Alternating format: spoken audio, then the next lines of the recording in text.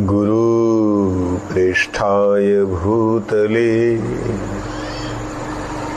श्रीमते भक्ति वल्लभ तीर्थ गोस्वामी नामिने गुरुभिमान शून्याय गुरुवाणी प्रचारिणे सुशांताय सुप्रसन्नाय गुरुदेवाय ते नमः। जीवेषु कोटिमातृवत् सुस्निग्ध हृदयाय च सत्तीर्थ सख्य छत्राय प्रणतार्थ प्रदायिने तृणादपि सुनीचेन श्लोकस्य चैव मूर्तये श्रीराधिका पल्लदासी युगलवल्लभे नमः। पापो अहं दीनहीनं च त्वं विना नागतिर्मम अहेतुकीं कृपां कृत्वा दासं कुरु मे गुरुवर दासं कुरु मे गुरुवर। वंशाकल्पतरुभ्यश्च कृपा सिन्धुभ्यैव च पतितानां पावनेभ्यो वैष्णवेभ्यो नमो नमः। श्री कृष्ण चैतन्य प्रभु नित्यानंद श्री अद्वैत गदाधर श्रीवासादि गौर भक्त वृंद। हरे कृष्ण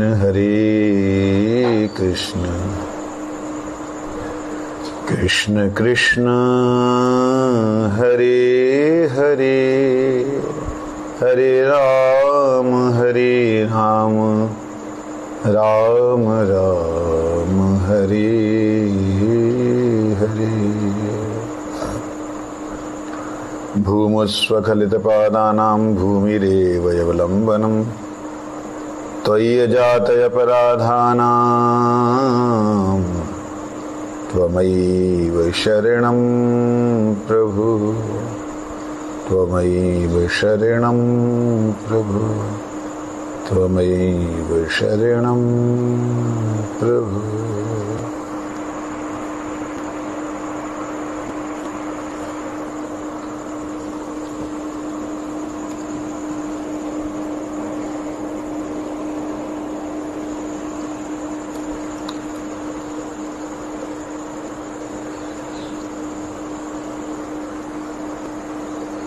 गीता सुगीता कर्तव्या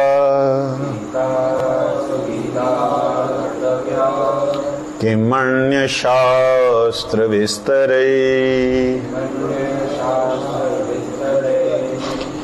या स्वयं पद्मनाभस्य मुखपद्माद् विनिसृता सर्वोपनिषदो गावो दुग्धा गोपाल नंदना पार्थो वत्स सुधीर भोक्ता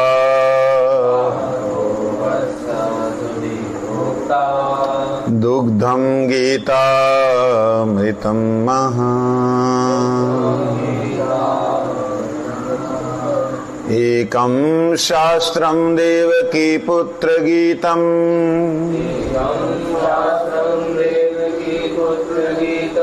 एको देवो देवकी पुत्र एव।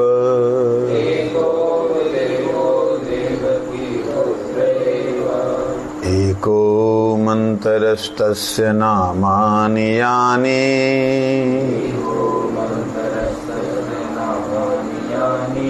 कर्मप्य एकं तस्य देवस्य सेवा।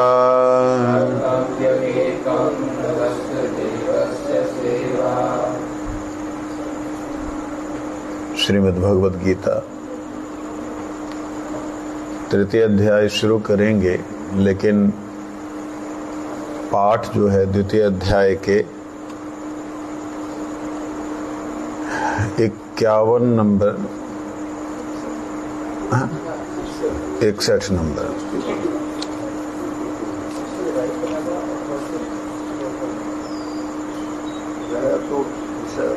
हाँ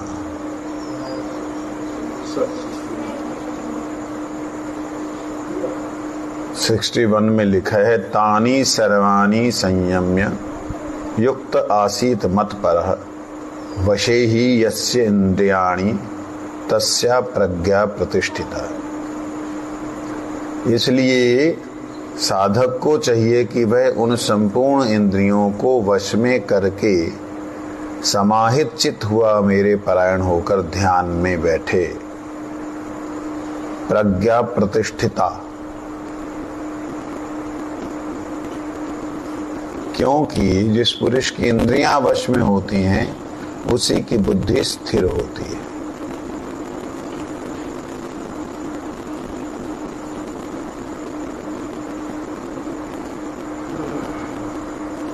और इंद्रियां कैसे वश में हो सकती हैं? गुरुदेव ने कहा था, रसवर्यम रसोऽप्यस्य परम दृष्ट्वा निवर्तते। जब परमात्मा का दर्शन जहाँ साक्षात्कार होता है, जहाँ अनुभव होता है, जहाँ भगवान का से संबंधित कोई श्रेष्ठ रस प्राप्त होता है, तभी निकृष्ट रस के प्रति उसका रसवर्यम, तब वो रस को वर्जम उसको छोड़ पाता है।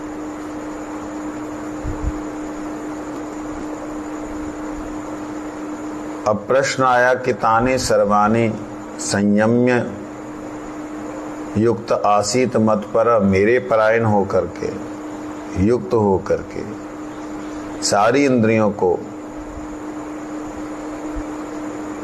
सभी तरह की वृत्तियों को मुझ में लगा दे, ऐसी स्थिति कब आएगी? क्योंकि ना चाहते हुए भी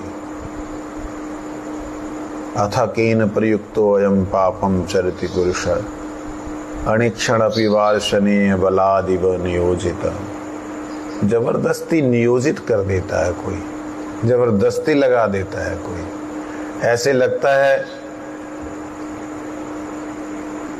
कि कोई लेके जा रहा है। कान को सुनने की इच्छा होती है स्वयं के गुण, तो ऐसे लगता है कि कोई जो है खींचता हुआ ले जा रहा है। इंद्रियां खींचती हुई ले जा रही हैं। कैसे ले जा रही हैं? बाहर कोई बात कर रहा है, अरे उसने तो गजब कर दिया, किसने? फलाने का नाम लिया, फलाने डॉक्टर ने। अच्छा, क्या किया? वो अपना नाम सुना, गजब कर दिया सुना, उसके बाद तो रह नहीं सकता कमरे में। फलाने ने जो है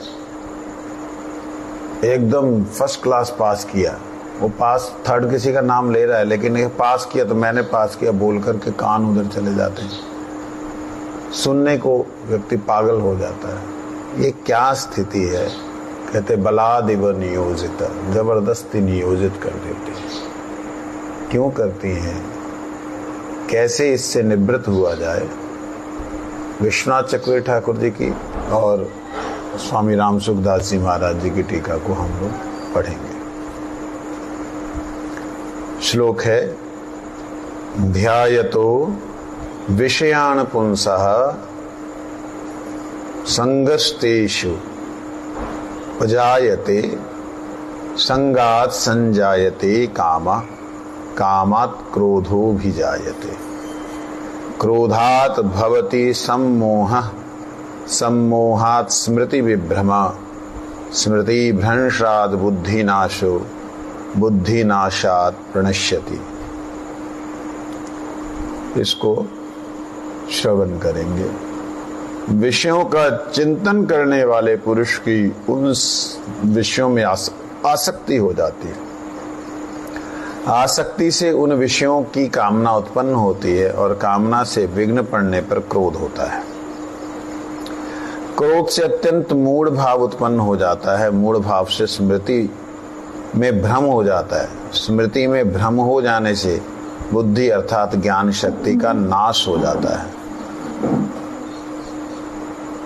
बुद्धि का नाश हो जाने से यह पुरुष अपनी स्थिति से गिर जाता है। विश्वनाथ चक्रवर्ती ठाकुर जी क्या कहते हैं इस श्लोक में?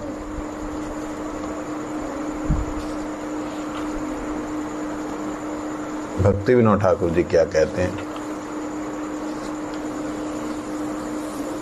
मर्मावनाद में भक्ति विनोद ठाकुर जी कहते हैं, दूसरी ओर विधि मार्गगत फल्गु वैराग्य योग के अनर्थों की आलोचना करते हैं।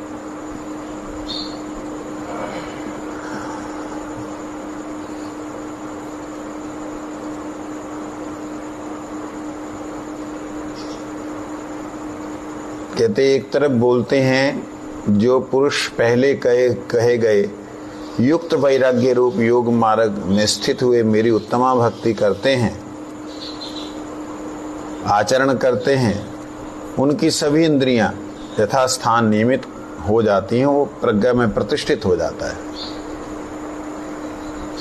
मतपरक का अर्थ जो होता है मेरे परायण। मतपरह,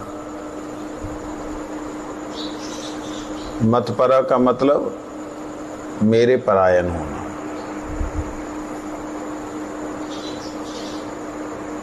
ये सांख्य योग है, उसमें मेरे परायण होना, जो सांख्य योग के अनुसार भगवत परायण होने का मतलब है भगवान में अपने आप को प्रवेश करा देना। मतलब सभी इंद्रियों को संयम करके मैं ही परमात्मा हूं उसमें मिला देना, ऐसा सांख्य मार्ग का लक्ष्य है। किंतु मतपरायण शब्द का अर्थ, मतपर शब्द का अर्थ ये हो ही नहीं सकता कि वो प्रवेश की बात की जा रही है। किंतु उल्टा यहाँ भक्ति विनोद ठाकुर जी, विश्वनाथ चक्रवर्ती ठाकुर जी की व्याख्या करते हुए भावानुवाद में कहते हैं, मत परो मद भक्त इति मद भक्तिम बिना नैवेन्द्रिय इत्यग्रीम ग्रंथे अपि सर्वत्र द्रष्टव्यम यद उक्तम उद्धवेन प्रायशः पुंडरीकाक्ष युञ्जन्तो योगिना मना इत्यादि। कहते जो मेरे परायण हो जाओ, मेरी भक्ति के बिना इंद्रियों को जय नहीं किया जा सकता। ये बात आगे सर्वत्र देखने को मिलेगी, जैसे कि श्रीमद् भागवत में उद्धव को भगवान ने कहा। उद्धव भगवान श्री कृष्ण को कहते हैं, उद्धव कहते हैं कृष्ण को कि हे कमल नयन कृष्ण, योगी जन प्राय मन को निग्रह करने का प्रयास करते हैं, किंतु थोड़े प्रयास के बाद ही शांत क्लांत हो जाते हैं। इसलिए बुद्धिमान व्यक्ति सुखपूर्वक निखिल आनंद पूरक आपके चरण कमलों का सहारा लेते हैं। साधारण साधक की तुलना में स्थित प्रज्ञ व्यक्ति की विशेषता यह है कि उसकी इंद्रियां वशीभूत होती हैं। जो लोग योग परायण हैं, अर्थात अपने मन को इंद्रियों में संयत करते हैं और फिर इंद्रियों को मन में संयत करते हैं, मन को इंद्रियों में संयत करते हैं, फिर इंद्रियों को मन में संयत करते हैं, फिर इन दोनों को जो अपनी बुद्धि में स्थिर कर देता है वो स्थित प्रज्ञ, और फिर जो इन तीनों को, शरीर को, मन बुद्धि को, ये जाकर के आत्मा में स्थित कर देता है वो फिर समाधिस्थ की शुभ, वो समाधि जहाँ बुद्धि समा जाए, धी सम समान समाधि, समाई हुई बुद्धि उसे कहते हैं। तो यहाँ पे कहते हैं कि योगी जन प्राय मन को निग्रह करने के लिए प्रयास करते हैं, मन तक ही सीमित रह जाते बेचारे। लेकिन ऐसी बात नहीं कि केवल मन तक सीमित रहते हैं। योगियों में कई योगी ऐसे जो भगवान के गुरु बने बैठे। क्या बात करते हो महाराज जी, देख लो दुर्वासा ऋषि को। भगवान जब थोड़ी देर रासलीला से मुक्त होकर के इधर उधर से घूम के आए, गोपियों ने कहा कहाँ चले गए? कहते मैं गुरु से मिलने गया था। कौन है आपका गुरु? आप भी कहते मेरे गुरु हैं दुर्वासा ऋषि। कहाँ रहते हैं? पल्ली पार रहते हैं। हम भी जाएंगे दर्शन को। अरे ना, क्या करोगी दर्शन करके? न देखे तो सही, तुम सही तो कह रहे हो। तो वो योगी जैसे विश्वामित्र, जिनको लोग बोलते हैं उनका पतन हो गया, पतन हो गया, बकवास करते हैं लोग। उन विश्वामित्र के एक चरण को राम जी दबा रहे हैं, एक चरण को लक्ष्मण जी दबा रहे हैं। तो कहने का अभिप्राय, हम योगी ऋषि और तपस्वी कितने जन्म बितावे, ये शब्द बोलते हैं, लेकिन यहाँ कई जगह हम लोग अवहेलना कर देते हैं, अपराध कर देते हैं। उनमें से कई ऐसे महापुरुष हुए हैं जिन्होंने भगवत प्राप्ति की है। पहले के जितने भी ऋषिगण थे, योगीगण थे पहले के, उन ऋषि योगियों ने भगवान को धरती पे उतारा है। हम कहते हैं भक्त प्रहलाद, हम कहते हैं भक्त ध्रुव, लेकिन ध्रुव ने किया क्या? यम नियम आसन प्राणायाम प्रत्याहार ध्यान धारणा समाधि, यही तो किया। तो ऐसा नहीं है कि योगी जो है वो सारे योगी जो हैं आत्मा को परमात्मा में विलीन करने के लिए सोच रहे हैं, ऐसा नहीं। इनमें से कई हैं जो भगवान के स्वरूप का दर्शन करके भगवान के प्रति शरणागत होते हैं। लेकिन करें कैसे? समस्या तो ये है। उसके लिए भगवान ने जो बात करी, कैसे साधक मेरे में प्रतिष्ठित होता है, ये बात कही। और अब दूसरा पक्ष रख रहे हैं, कैसे साधक नीचे गिरता है। एक तो बतला दिया कैसे मेरे परायण होता है, और दूसरा बता रहे कैसे वो नीचे गिरता है। उसके लिए बोलते हैं ध्यायतो विषयान पुंसः। दूसरी ओर विधि मार्गगत फल्गु वैराग्य योग के अनर्थों की आलोचना करते हैं। वैराग्य का अभ्यास करते करते जब विषयों का चिंतन होता है, तब क्रमशः विषय को प्राप्त करने की स्पृहा पैदा होती है। उसके संग से काम उत्पन्न होता है, फिर काम से क्रोध उत्पन्न होता है, क्रोध से मोह, मोह से स्मृति विभ्रम, अर्थात शास्त्र उपदेश स्मृति विस्मृत हो जाते हैं। फलस्वरूप बुद्धि नाश, और बुद्धि नाश से सर्वनाश हो जाता है। विधि मार्गगत फल्गु वैराग्य योग की अनेक स्थानों पर यही गति होती है, इसलिए ये योग विघ्नों वाला है। मर्मानुवाद में विश्वनाथ चक्रवर्ती ठाकुर जी की टीका के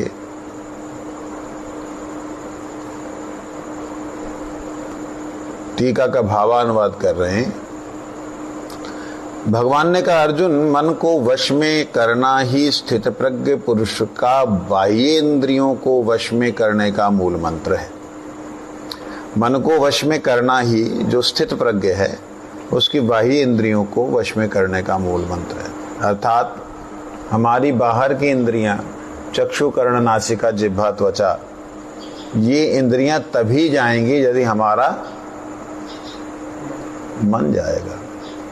मन को वशीभूत कर लिया तो बाह्य इंद्रियां अपने आप ही वशीभूत हो जाती हैं। जैसे आपको मेरी आवाज़ के अलावा अगर ध्यान देना है तो चिड़ियों की आवाज़ यहाँ आ रही है, उसको अगर ध्यान से सुनेंगे तो आपको मेरी आवाज़ सुनाई नहीं देगी, कानों में जाते हुए भी वो सुनाई नहीं देगी। ऐसे जो व्यक्ति इस मूल मंत्र को समझ गया कि मन के नियोजन से ही इंद्रियां चलायमान होती हैं, वह व्यक्ति मन को ही वशीभूत करता है।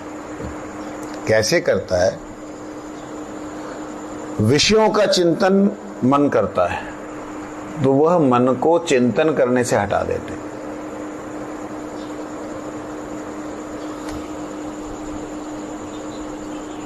ये आपके हाथ में है। परम पूज्यपाद श्री रामसुखदास जी महाराज से एक बार मिलने का मौका मिला।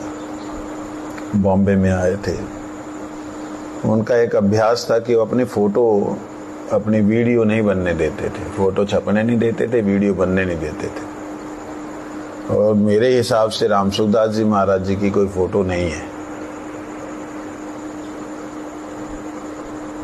तो उनको प्रणाम किया तो जितने सेवक थे, शिष्य उन्होंने कोई बनाया नहीं, शिष्य कोई बनाया नहीं। जैसे मैंने प्रणाम किया साष्टांग, तो प्रणाम किसी को करने नहीं देते। प्रणाम करने लगा तो सब लोगों ने, उनके जो सेवक गण थे, जो सेवा में थे, अरे प्रणाम नहीं करें। मैंने उनको ऐसा इशारा किया, साष्टांग लेट के प्रणाम किया। तब 98 साल की उम्र थी, 98 ईयर्स के थे। और मैं उठा, जैसे वृद्धपुरी गोस्वामी महाराज थे ऐसा उनका बाहरी स्वरूप था। मैंने हाथ जोड़ के कहा, महाराज जी गुरुदेव कृपा करें। तब बोले, मैं उनका एक्सेंट जो है वो बोलना नहीं चाहिए, लेकिन अच्छा लगता है मुझे। इस संसार में गुरु की कोई जरूरत नहीं है। जीव का भगवान से नित्य संबंध है। ऐसे करके वो, कोई गुरु की जरूरत नहीं।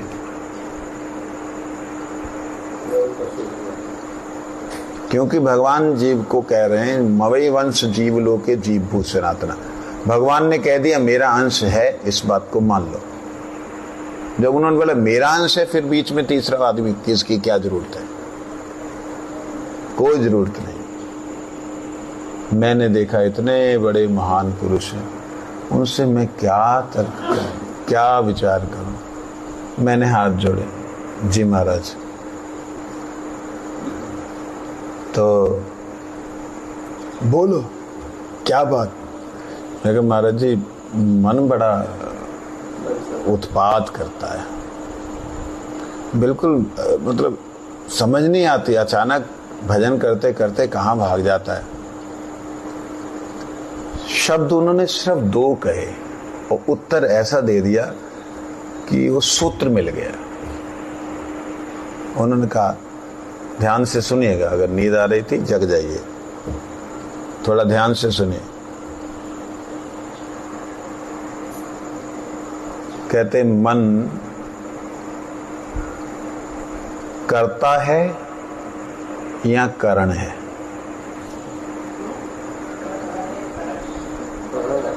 दो शब्द बोले उन्होंने, मन करता है या करण है। क्या है? है? शब्द ही पहली बार सुन रहे हैं। करण माने कर्ता ने जो, उसे करण कहते हैं।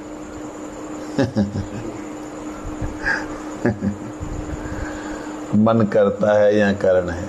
क्या है जी? करण है।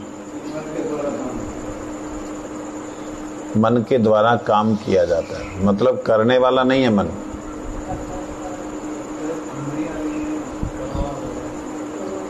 इंद्रियां करती हैं ना। तो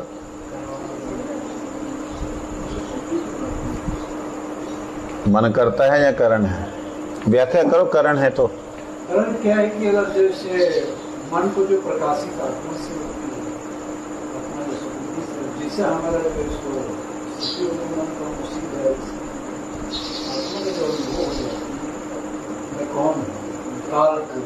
काल से परे हो, मान सम्मान से परे हो, इस स्थिति को आदमी समझ लेता है, उसको पूर्ण डायरेक्शन मन को भी कंट्रोल कर सकता है। मन करता या करण, आप क्या कहते हैं? मन करता तो नहीं है, लेकिन कारण है। करण, करण, कारण नहीं है। करण, कारण नहीं, करण शब्द है। उसके द्वारा ही करता तो नहीं है, लेकिन वो ही बुद्धि को नाश करता है। बुद्धि उसके हिसाब से फिर चेंज हो जाती है। कर्ता करण से कार्य करता है। मैंने जैसे उन्होंने बोला ना, मन करता है या करण, मैंने कहा महाराज जी कारण। अगला शब्द सुनिए, तो फिर कैसे चलायमान हुआ?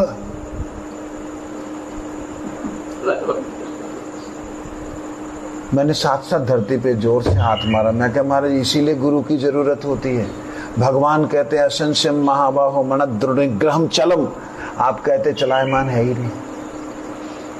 तब हाथ उनके ना ऐसे, मतलब ऐसे जैसे शरीर ऐसा बैंड हो चुका था, हाथ ऐसे थे, हाथ जोड़ करके उन्होंने बोला तुम्हारे गुरु सदगुरु हैं। मैं कहा जी मेरे गुरुदेव वैष्णव दासानुदास भाव में भावित। आहा, मेरे गुरु भी सिद्ध महापुरुष थे। फिर उन्होंने अपने गुरु जी की फोटो दिखाई, फिर एक्सप्लेन किया, 3 जनों का नाम बोला, मैं अभी नाम नहीं बोलूंगा। ये लोग चोर हैं, दुनिया को बेवकूफ बना रहे हैं। नाम बोला उस वक्त के बड़े नामी गिरामी लोगों का। हाँ, उनके यहाँ बैन था कई महात्माओं का। आज जो राष्ट्रीय संत बने घूम रहे हैं, बैन था उनके आना, नहीं उनको नहीं मिलना। मतलब अभिमानी महापुरुष नहीं थे वो, लेकिन था। खैर, तो मेरे को खुशी हुई। तो कहते मन करण है। अब मैं, वो तो सूत्र दिया उन्होंने, ठीक है। उसके बाद सेवक आ गया, उनको कुछ खिलाना था, मैं बाहर आ गया, मेरे को सूत्र मिल गया। मन करण, करण मतलब उपकरण। अब समझ में आ गया आपको, उपकरण, उपकरण है। मन एक उपकरण है, इंद्रियों से प्राप्त जो सुख है उस सुख को इधर से उधर ले जाने वाला। अब हमको मन को उपकरण ही रखना है या मन को कर्ता मान करके खुद उपकरण बनना है, ये हमारे हाथ में है। इसने इतना जीवन में बदलाव लाया ना, ये वाले सूत्र ने, मतलब अद्भुत हो गया जीवन में। ये 98 की बात है, 99 की बात है। इस प्रकार से यहां भगवान उसी बात को कह रहे हैं। क्या कह रहे हैं? ध्यायतो विषयान पुंसा। अब पुंसा शब्द का अर्थ लीजिए। पुंसा, पुंसा माने वह पुरुष जो शयन कर रहा है, किसमें? शरीर में। जहां पुंसा अर्थात जीवात्मा को कहा गया है, पुंसा परमात्मा को भी कहा गया है कहीं कहीं, अर्थात आत्मा को पुंस शब्द से प्रयोग किया। वो संस्कृत की डिक्शनरी है, उसको देखो, उसमें क्या लिखा है शब्दकोश में, पुंसा। तो कहते हैं वो ध्यान करता है, ध्यान मन नहीं करता। ध्यान कौन करता है? पुंसा, आत्मा। करती किसके द्वारा है? वो बात है, वो करती मन के द्वारा है। इसलिए इसमें क्या कहते हैं, इसको थोड़ा पढ़ते हैं। बाद में जो मैं इसका अर्थ करता था, अगर वो अर्थ इसमें आ जाता है तो जरूरत नहीं, लेकिन जो अर्थ करता था उसे भी करेंगे। आत्मा कभी पोल्यूटेड नहीं होती। आत्मा विषय का चिंतन करती है। क्या बोल रहे हैं यहाँ पे? मेरे को दो। पुरुष विषय का चिंतन आत्मा के द्वारा होता है, जी ना कि मन के द्वारा। जी जी। पुमान पुंसा पुमांसो पुमांस कर्ण पुरुष नर इंसान मनुष्य आत्मा। सप्तम अर्थ है आत्मा।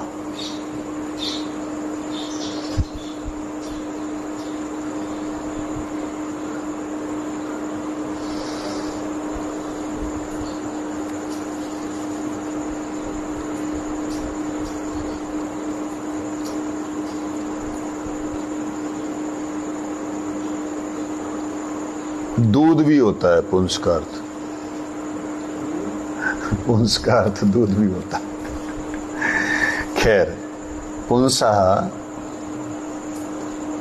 यहां शब्द का अर्थ जो है वो मनुष्य, नर और पुंगलिंग शब्द और पुंसी व हरिचंदन भगवान का एक चंदन का नाम है, हरिचंदन और आत्मा, ये सब पुंस शब्द के अर्थ हैं। ठीक है। अब यहां पर हम ध्यान को लें। ध्यायतो, ध्यान कौन करता है? जब मन जड़ है, मन करण है, मन उपकरण है, तो ध्यान कौन कर रहा है?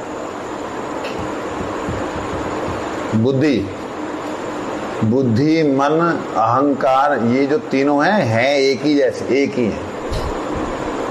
जैसे पंच तत्वों का ये शरीर, पांच तत्व इसमें अलग अलग दिखते नहीं हैं, दिखते हैं।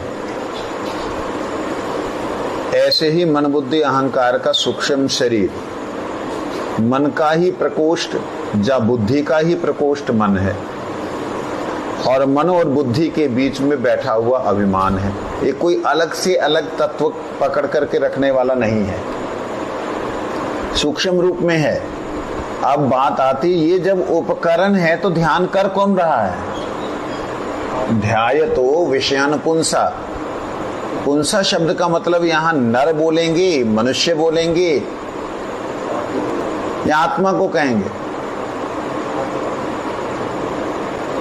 अगर ले मनुष्य को तब भी चलेगा। आत्मा तो है, आत्मा को ले तो बिल्कुल ही परफेक्ट हो गया। लेकिन अगर पुरुष को ले, मतलब मनुष्य को ले, तब भी चलेगा। क्यों? मनुष्य में ही विवेक है। ठीक है जी। तो इसलिए कौन ध्यान कर रहा है? मन नहीं कर रहा, मन के द्वारा कर रहा है। कौन? ध्यायतो विषयान पुंसः। पुंसः व्यक्ति कर रहा है। तो इसलिए पुंसः शब्द का अर्थ हमें आत्मा से लेना उचित रहेगा।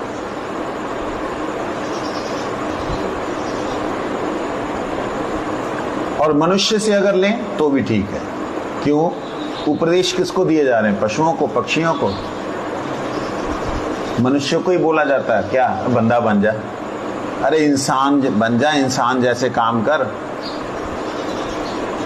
मनुष्य को ही बोला जाता है, पशु को नहीं बोला जाता कुत्ता कुत्ते की तरह रहे। मेरी बात अलग है, मैं कई बार बोल देता हूँ अंग्रेजों की तरह ना हो, तू बिल्कुल भारतीय। मतलब अगर विदेश में हूं तो किसी को गाली देनी है तो उसको बोलता हूं तू भारतीय है। और भारत में हूं, गाली देते तो अंग्रेज ना बन।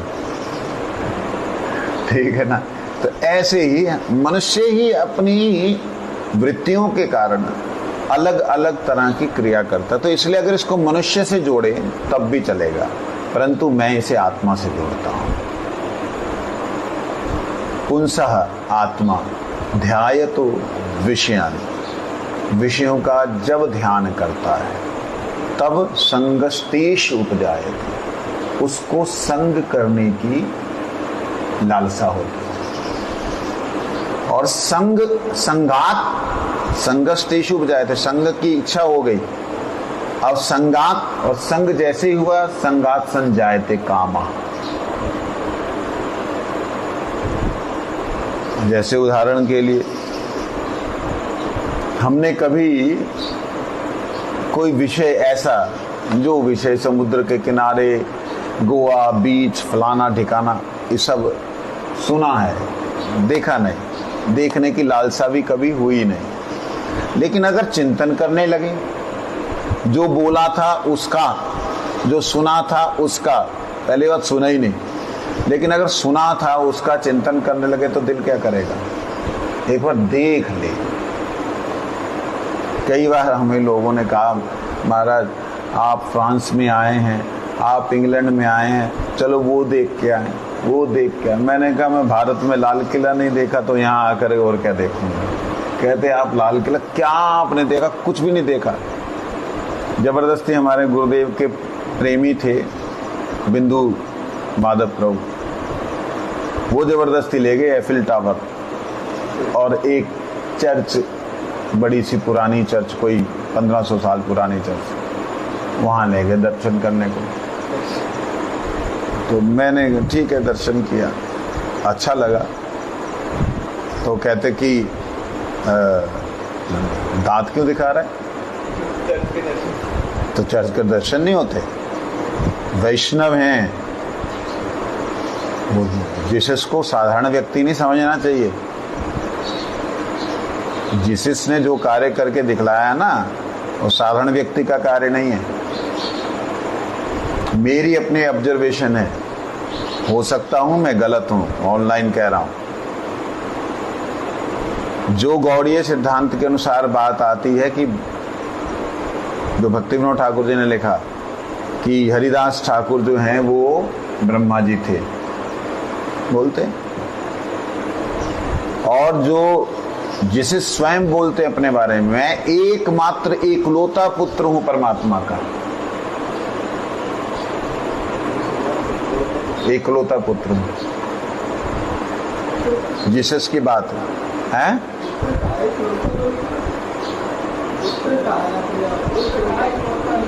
तो इतना एकलौता कहा, मैं एकमात्र पुत्र हूं। हाँ, जीसस ने बोला। अब इस चीज को अगर आप सिद्धांत में ले आइए, जैसे गौड़ीय हर बात को सिद्धांत में ले आते हैं, ले आइए आप एक बार। तो विष्णु का कौन, कितने पुत्र हैं? एक ही है ना, ब्रह्मा। अब अगर ब्रह्मा को यहां पे ले आइए जीसस की जगह, तो जो द्वापर युग में मन में अपराध हुआ था कि मैंने अपराध किया, मेरे को जो है ऐसी योनि में जाना चाहिए जहां पे मैं आपके दासत्व कर सकूं, तो अगर वहां से उसको यहां ले आए, और यहां पर जब उन्होंने आकर के 18 साल, जिसके पता नहीं था कि कहां रहे, 18 साल, कितने, कहां थे वो? भारत में। कहां थे? हिमालय में। कहां थे? दक्षिण में। जीसस यहां पे आए, रहे, भगवत गीता उन्होंने कल्याण देव जी महाराज से पढ़ी। उसके बाद में यहां से जब गए तो वो कृष्ण कृष्ण करने लगे, लेकिन उनकी जो एक्सेंट था वो कृष्णन कृष्णन कृष्णन, तो वहां से क्रिश्चियन शब्द पैदा हुआ। समझ लगी? क्रिश्चियन शब्द का कोई अर्थ नहीं है, उनकी डिक्शनरियों को मैंने खंगाल डाला। वो क्रिश्चियन, कृष्णन, कृष्ण से, कृष्ण के द्वारा सब कुछ हुआ बोल करके, तब उनको उन लोगों ने, यहूदियों ने मारा कि ये जो है ये आ गया पता नहीं कहां से क्या धर्म लेकर के। बात समझ लगी? तो उनको साधारण नहीं समझना। ऐसी भक्ति वेदांत स्वामी महाराज ने बोला वो वैष्णव है, बात समझे? क्योंकि उन्होंने आराधना की, उनकी परंपरा के लोग उत्पात कर रहे हैं, इसका मतलब महाप्रभु जी की परंपरा को तुम नहीं मानोगे, क्योंकि महाप्रभु की परंपरा में 13 आप संप्रदाय पैदा हुए। इसका महाप्रभु गलत, महाप्रभु की परंपरा गलत। आज भी ऐसे महाप्रभु की एक संप्रदाय चल रही है, मातुआ बोल करके, मातुआ। हैरान हो जाएंगे, पूरा इस्कॉन गौड़ीय मठ सारे मिला करके इतने शिष्य नहीं होंगे जितने अकेलों के उनके हैं। मातुआ नेट पे चेक, खूब मांस खाते हैं, स्त्री रमण करते हैं। कहते महाप्रभु ने यही तो दिया, नित्यानंद ने स्वयं खाया। ऐसे बकवास करते हैं वो लोग। कहाँ बैठे हो तुम लोग? हाँ, तो विषय पे वापस आए हैं तो देखेंगे, सोचेंगे। इच्छा ही नहीं हुई, क्यों नहीं हुई? अरे इतना जंजाल मन के अंदर, इतना कुछ मन के अंदर चल रहा, उसके बाद क्या और नया देखना। गुरुदेव के शब्द कहते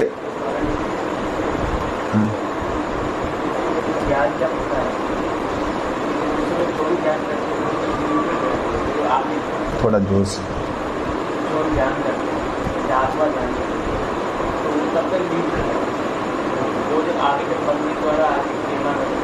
नहीं, ध्यान ही वो मन के द्वारा करती है, बुद्धि के द्वारा करती है। बुद्धि और मन के द्वारा ही ध्यान करते हैं। जब वो शरीर में रहते हुए कर रही है तो शरीर से हट करके अगर उसका चिंतन है, फिर वो चिंतन हो जाता है। फिर उसमें मतलब ये विषयों का ध्यान नहीं रहता। अब विषय में आप कोई भी विषय ले सकते हो। ध्याय तो विषयन पुंसा, आत्मा विषयों का कोई सा भी विषय। अब कृष्ण भी विषय है कि नहीं? कृष्ण विषय है कि नहीं? भक्ति का विषय कौन है? कृष्ण। तो इसलिए ध्याय तो विषयान पुंसा संग, जिसका ध्यान करेंगे उसका संग करने की इच्छा होगी, और जैसे ही संग होगी तो कामना आ जाएगी, काम आ जाएगा। काम मतलब जहां पे बुद्धि आपकी कार्य करना बंद कर दे, उसे कहते काम। और जैसे ही काम आता है उस वक्त उसमें बाधा कोई बन जाए तो क्रोध आ जाता है। अब भक्ति मार्ग में इसको लगा लीजिए, संसार में लगा लीजिए, दोनों तरफ यही अवस्था होती है सबकी। होती है कि नहीं होती? भजन कर रहे हो, बड़े प्रेम से कर रहे हो, अचानक से कोई डिस्टरबेंस चालू हो गई, लोग उत्पात करने लग गए और गालियां देने लग गए, आपका मन क्षुब्ध हो गया। पहले तो गया नहीं, लेकिन जब गया तो क्षुब्ध हो गया। उसको भी रोका जा सकता है, एक अभ्यास में बतला रहा हूं। वाह, एक अभ्यास बतला रहा हूं।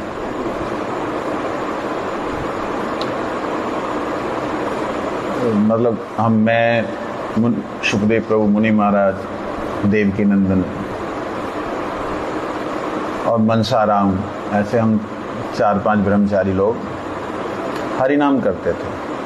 अपना अपनी धुन से हरिनाम करना है, किसी के दूसरे के साथ में जुड़ के नहीं करना है।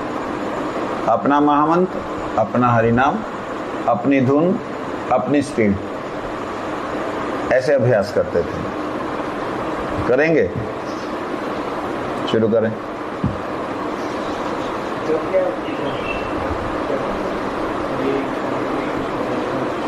अलग अलग। हरे कृष्णा कृष्ण कृष्ण हरे हरे, हरे राम राम राम हरे हरे। हरे कृष्णा कृष्ण कृष्ण हरे हरे, हरे राम राम हरे हरे। हरे कृष्ण कृष्ण हरे हरे, हरे राम राम हरे हरे। हरे कृष्ण कृष्ण हरे हरे, हरे राम राम हरे हरे। हरे कृष्ण कृष्ण हरे हरे, हरे राम राम हरे हरे। जोर जोर से अपने अपने महामंत्र में रहना, किसी के साथ में नहीं जुड़ना।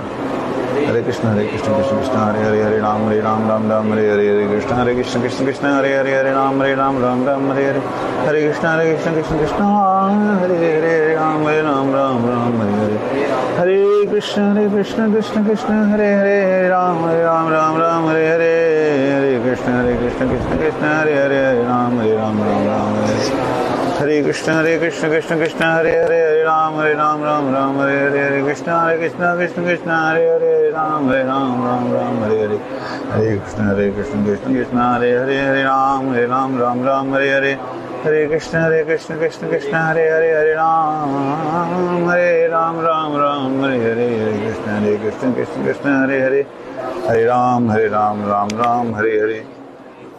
जी, इसमें आप लोगों ने एक चीज देखी होगी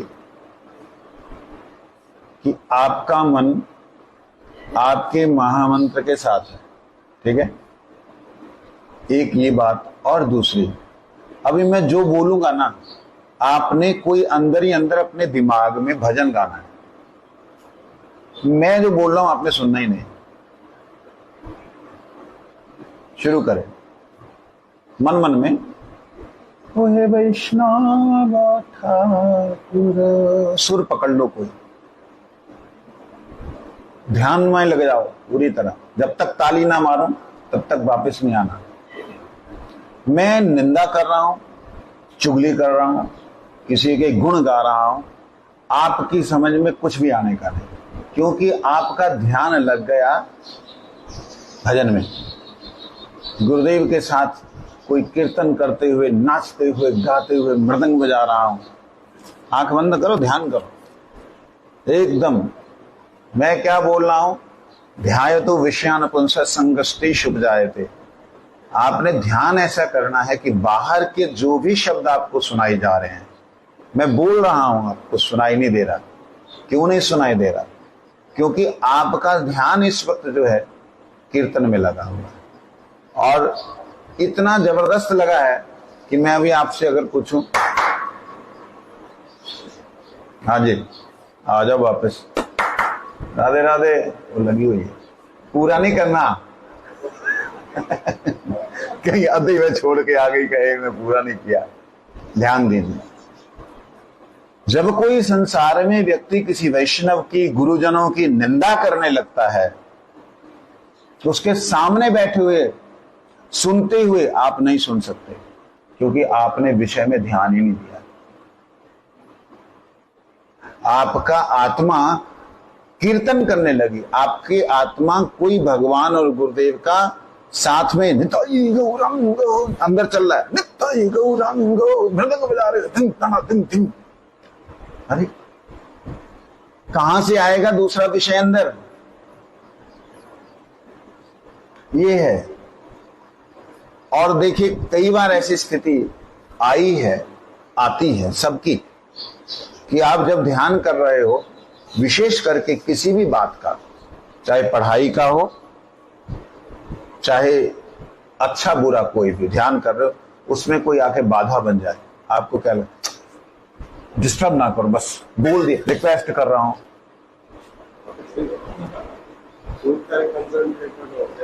आप कोई भी काम करो, कोई आ जाए तो इस तरह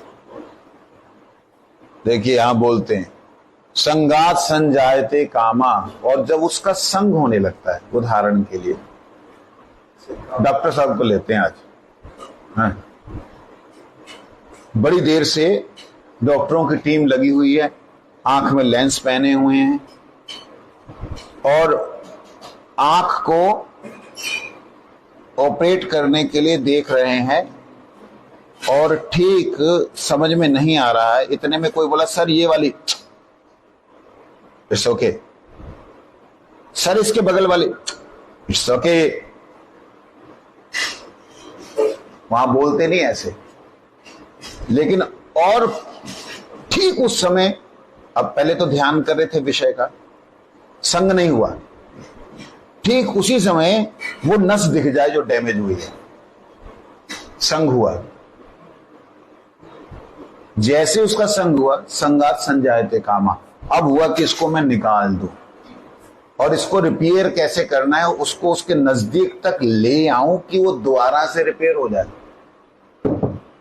इतना लंबा कटना हो जाए कि वो दोबारा ना बन पाए, वहां तक ले आऊं, नहीं तो ब्लीडिंग ही होती रह जाएगी।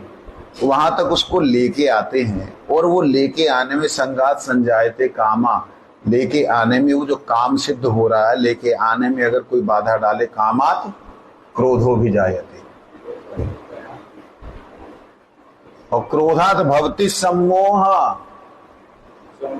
सम्मोहित हो जाता है व्यक्ति। सम्मोहत स्मृति विभ्रमा, उसकी स्मृति जो है ना भ्रम में पड़ जाती है। इतनी देर से कर रहा था, सब कुछ नाश कर दिया तुमने, आपका चाहता है, ऐसा तो हुआ नहीं, लेकिन फिर भी ऐसा होता है। और स्मृति भ्रंशात बुद्धि नाश हो, और अगर स्मृति जो है भ्रम में पड़ जाए, बुद्धि नाश हो जाती है, और बुद्धि नाशात प्रणश्यत। ध्यान देना, स्मृति भ्रंशात, यहां स्मृति शब्द को प्रयोग किया। स्मृति क्यों बोला? आपकी स्मृति में अच्छा और बुरा दोनों हैं, क्या सही है क्या गलत है, ये दोनों हैं। ये दोनों नाश हो जाते हैं जब हम विषय को भोग करने के लिए जाते हैं, दोनों नाश हो जाते हैं। पता है इसमें कुछ नहीं है, रहने दीजिए, नहीं पता है इसमें कुछ भी नहीं, नाश हो जाता। बुद्धि नाशात क्या हुआ? प्रणश्यति, बुद्धि नाश से प्रणश। अब यहां हम लोगों को पुंसः शब्द जो है उसको अपने आप में लेना चाहिए, ध्यायतो लेना चाहिए, बुद्धि के द्वारा, मन के द्वारा ध्यान किया गया किसी विषय का। संगस्तेषु उपजायते, उसमें जब ध्यान किया तो संग उत्पन्न हुआ। संघात संजायते कामा,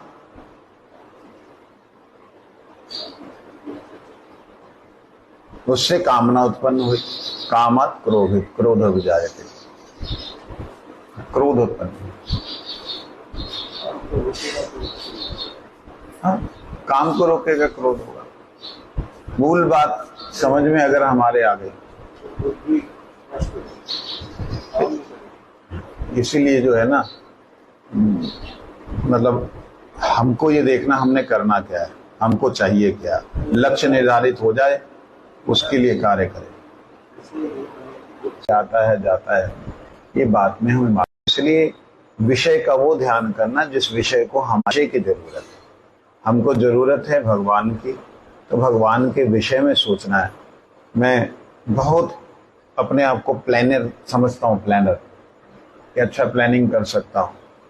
मायापुर में गुरुजी के 50वें संन्यास वर्षगांठ के ऊपर हमने एक उत्सव किया, तो मुझे उसको नंबर तो 50 ही दिए, 50 नंबर दिए उसको मैंने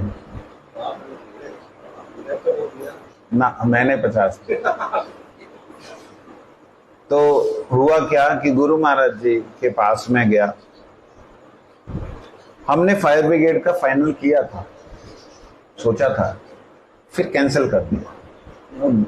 उधर के लोग जो है ना कोऑपरेटिव नहीं है, बोल के कैंसिल कर दिया। कोई बात नहीं, एक काम करेंगे, टब रख देंगे, टबों में पानी रख देंगे, ये सोचा था।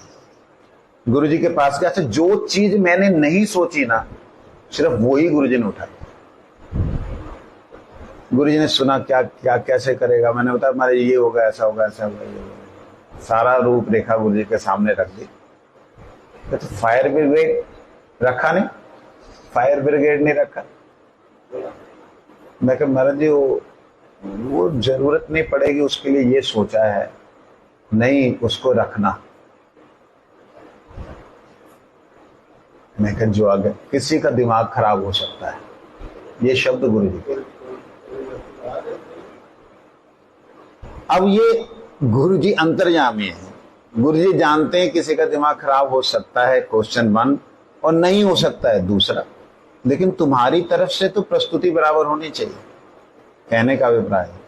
तो नेगेटिव सोचने से पॉजिटिव वे मिलते हैं, रास्ते मिलते हैं कि अधिक से अधिक क्या गलत हो सकता है, जो हो सकता है उसका निराकरण कैसे किया जाए। अब श्री गुरुदेव के कोई भी चीज बन के आई, मैंने कहा अगर इसमें ऐसा ठोकर लगेगी तो ये टूट जाएगी, तो इसमें क्या किया जाए कि ठोकर लगने से, थोड़ी ठोकर लगने से बच जाए। इस प्रकार से हर चीज के बारे में स्वाध्याय तो विषय अनुकूलता का बहुत विस्तृत भाव है। आप जिस भी विषय का चिंतन करेंगे उसमें पूरी तरह संग कीजिए उसका। जब संग हो जाएगा मतलब है कि कोई थ्योरी को अगर आप देख रहे हैं, उसको अंदर दिमाग में एक्सपेरिमेंट उसका आपने कर लिया, तो वो थ्योरी दिमाग में बैठ जाएगी, फिर कोई निकाल नहीं सकता। ये चीज वैष्णव। आज थोड़ा सा ज्यादा समय हुआ, श्लोक पाठ नहीं हुआ, इसलिए नहीं हुए, अगले श्लोकों को तभी करेंगे जब